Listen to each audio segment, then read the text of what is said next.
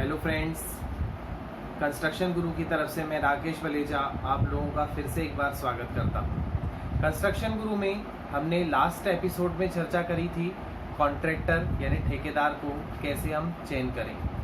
अगर आप लोगों ने वो एपिसोड मिस किया हो तो आप इसके पहले वाले एपिसोड में जाकर के भी देख सकते हैं और जानकारी प्राप्त कर सकते हैं। आज हम लोगों चर्चा करेंगे पार्ट 2 यानी कंस्ट्रक्शन के लिए जो हमें ठेकेदार का चयन करना है। वो ठेकेदार को विथ मटेरियल तो हमने लास्ट एपिसोड में देख लिया, पर विदाउट मटेरियल हम कैसे ठेकेदार का चयन करें उसके संबंध में आज हम चर्चा करते हैं। तो चलिए शुरू करते हैं। तो फ्रेंड्स, यदि हम आज जो चर्चा करने जा रहे हैं, यदि ठेकेदार को हम अपना काम लेबर बेस पर देना चाहते हैं तो भी कोई दिक्कत नहीं है, इसमें भी कोई विशेष रूप से समस्याएं नहीं आएंगी। हाँ, इसमें यह रहेगा कि अगर हम लेबर बेस पर ठेकेदार को कॉन्ट्रैक्ट देना चाहते हैं तो इसके लिए सारे मटेरियल्स का अरेंजमेंट हमें खुद करना होता है।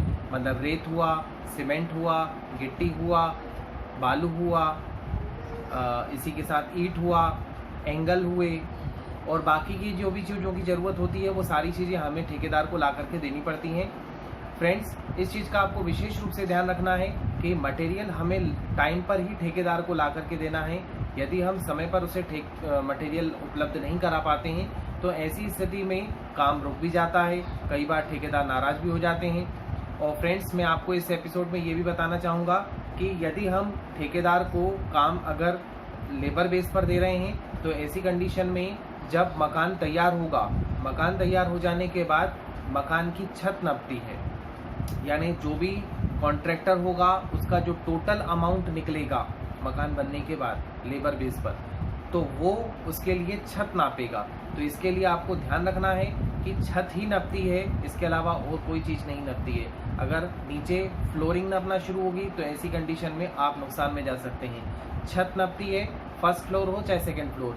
अब मैं आपको इस चीज़ को भी बता देना चाहूँगा कि फर्स्ट फ्लोर जो होती है उसका कॉन्ट्रैक्टर जो है यानी ठेकेदार जो है उसका लेबरशिप अलग रहती है और सेकेंड फ्लोर की अलग रहती है, क्योंकि फर्स्ट फ्लोर में बीम और कॉलम का विशेष रूप से रोल रहता है। बीम कॉलम डलती हैं ज़मीन में, तो इसलिए उसकी प्राइस थोड़ी सी ज़्यादा रहती है।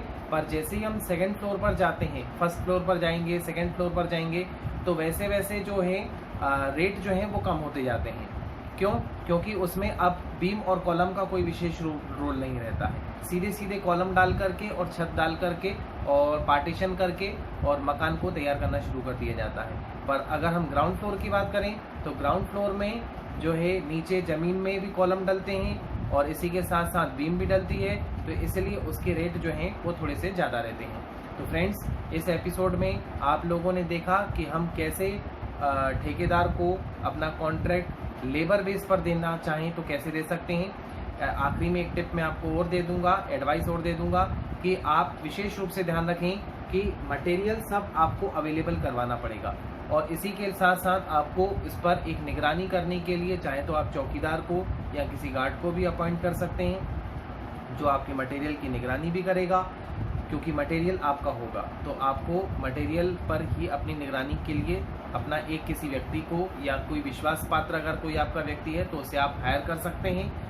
जो आपके मटेरियल की देखरेख भी करेगा, साथ में काम कैसा चल रहा है वो भी करेगा। इसके लिए भी आपको कुछ नहीं, एक एग्रीमेंट तैयार करवाना पड़ता है जिसमें सारी चीज़ें मकान मालिक देगा, ये सारी चीज़ें उसमें लिखी होती हैं और जो कॉन्ट्रैक्टर यानी ठेकेदार है उसका काम केवल मकान बना करके देना है, जिसके लिए वो छत नापेगा। जितने रुपए स्क्वायर फीट से भी हमारा ग्राउंड फ्लोर तय हुआ है उसकी छत का जो भी स्क्वायर फीट निकलेगा उससे मल्टीप्लाई हो जाएगा।